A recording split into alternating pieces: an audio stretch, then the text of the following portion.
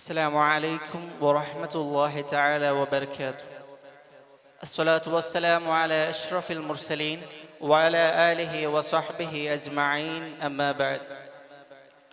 Respected preceptors and my dear colleagues, in this auspicious occasion, I am very glad to stand in front of you as we gather in this hallowed institution of learning.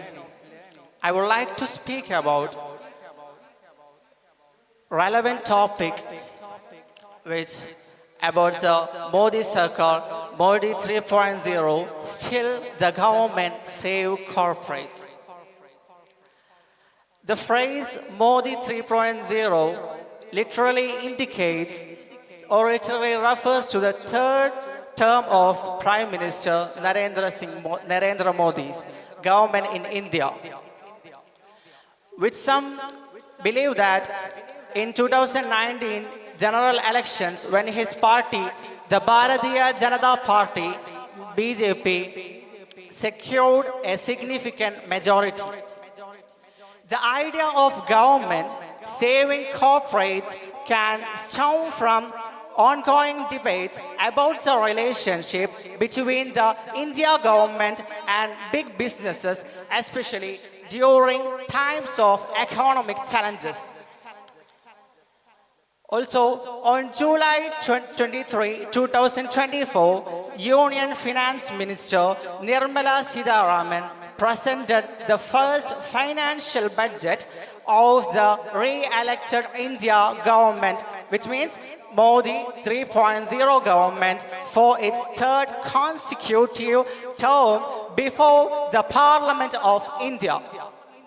With the budget, the Modi government continued to focus on its vision of simplifying taxes, providing tax certainty, reducing litigation and improving tax paper services, aiming tax compliance, deepening the tax base and foster business growth.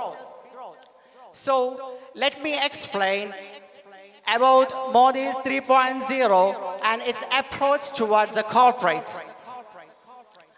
Firstly, we can categorize it as a pro-business policies, which means the government had been known for implementing policies aimed at improving the taxes, which has often been interpreted as favorable to larger corporates entities. Second one, economic reforms, which means economic reforms such as goods and service taxes, we call it GST.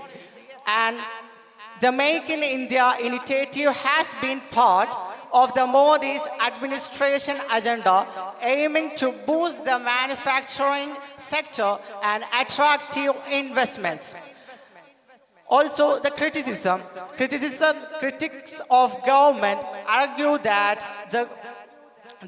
there has a disproportionate focus on helping large corporates while small business and the agricultural sector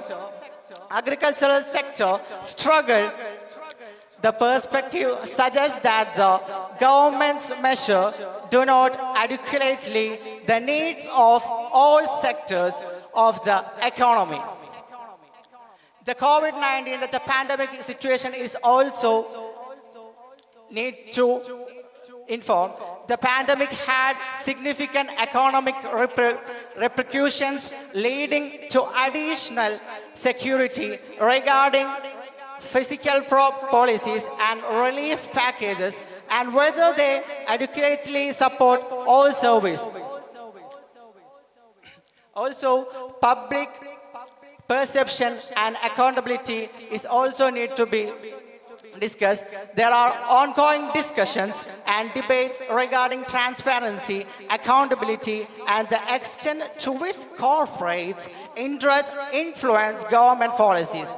Also, there are social welfare also need to be discussed because the balance between corporate support and social welfare initiatives is an often content issue.